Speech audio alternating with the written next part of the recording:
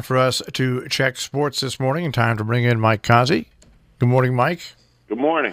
So the bombshell news, which came across the wires yesterday and is still hot today, is the Giants trading Odell Beckham to the Cleveland Browns for a first and third round pick and safety Jabril Peppers.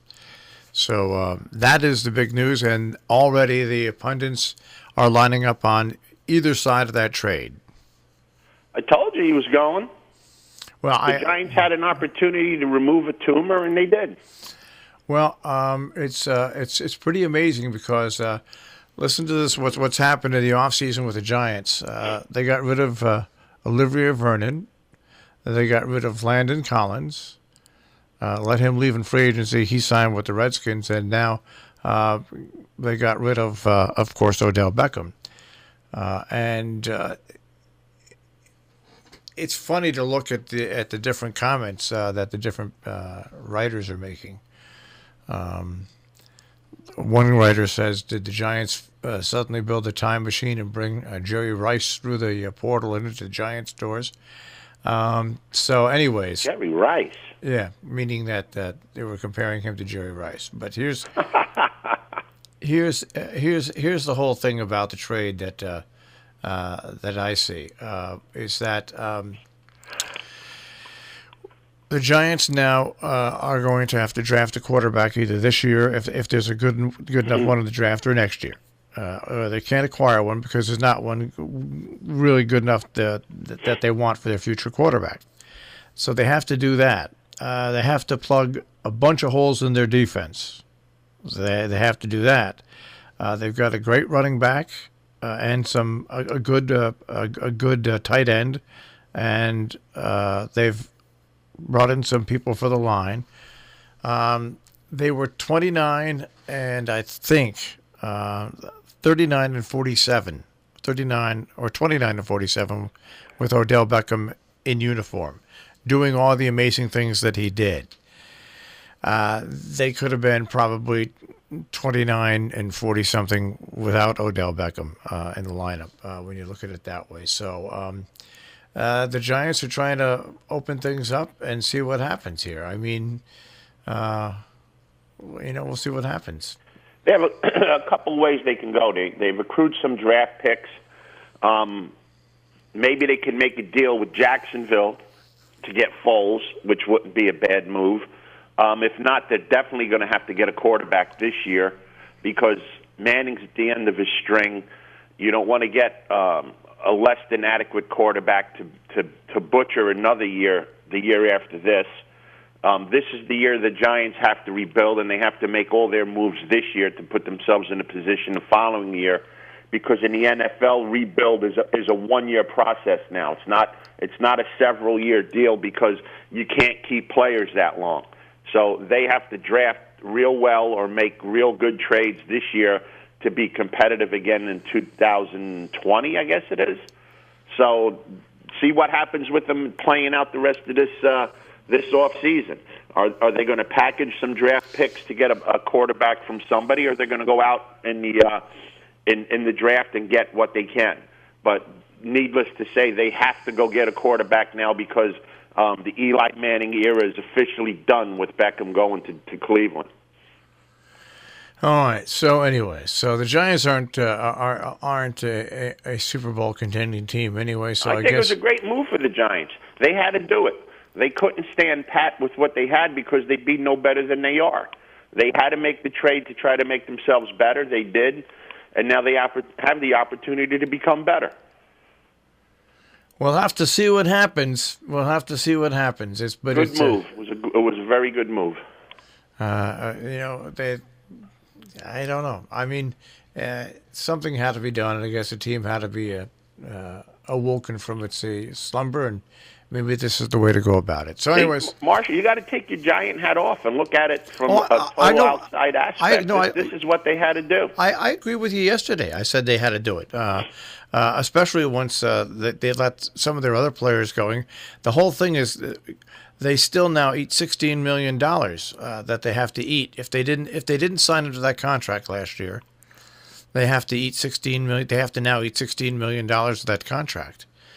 So there was no gain towards their cap space, is what I'm saying. That's the only bad thing about this. None whatsoever. So had to do it.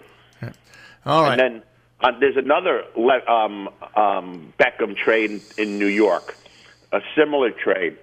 The Jets are picking up Le'Veon Bell, 4 years, $52 million. Another type of player. We got to question Bell. He was willing to sit out a whole year to get what he wants. What's to say he won't do it again if things don't break his way for the Jets? A leopard doesn't change his spots. So just like the Browns are gambling with Beckham, the Jets are gambling with Bell. We'll see what happens. It is the Jets, so it's a pretty good percentage that this isn't going to work out for him. But see what happens. At least the Jets are trying to do something to make themselves better. All right. Where else do you want to go in sports? College basketball. All right. Number one, Gonzaga got beat in their conference tournament by St. Mary's yesterday. So the number one team in the nation has fallen, and not a good time for them to fall because this should affect their standings in the tournament as far as where they're being seeded. I can't see any way Gonzaga could be a number one seed now. But you never know what these people in college basketball are going to do. Maybe St. Mary's will go on a run. I don't think so. I don't think so. Win a national championship. That ain't happening. You could bet all the pizza pies you want on that one. All right. Anything else in sports?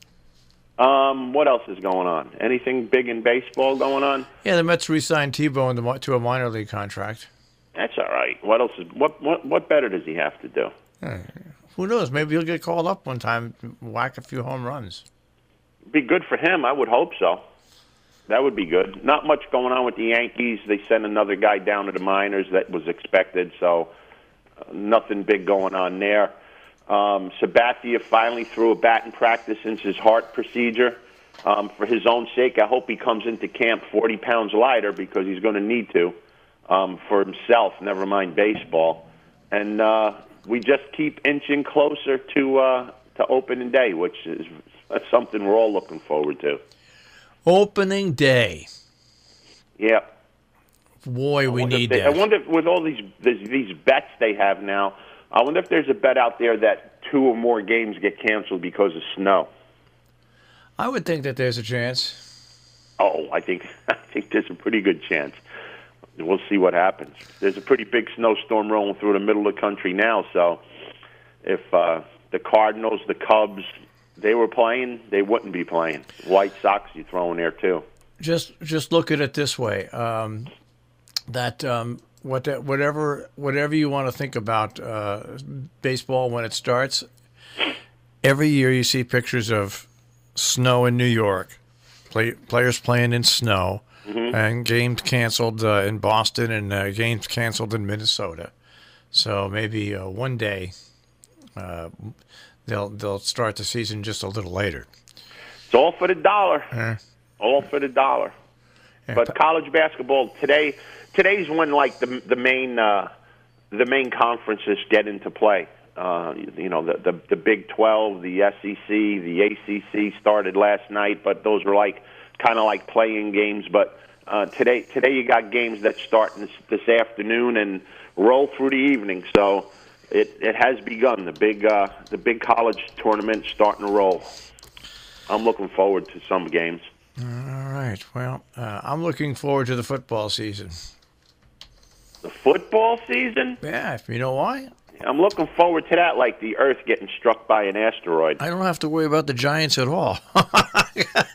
You're just obsessed with the Giants. I am. Obsessed. That's my favorite team of all teams. Favorite team of all teams. You see, now's the time when you have to find something to interest yourself because there's not going to be anything. Once that season starts, you're going to be hoping for it to be over already. That's right. All right, I got to get on to the weather. Have a great day, guys. Take care, Mike. Mike Cozzi with a check on sports this morning here on the Breakfast Club on Robin Hood Radio.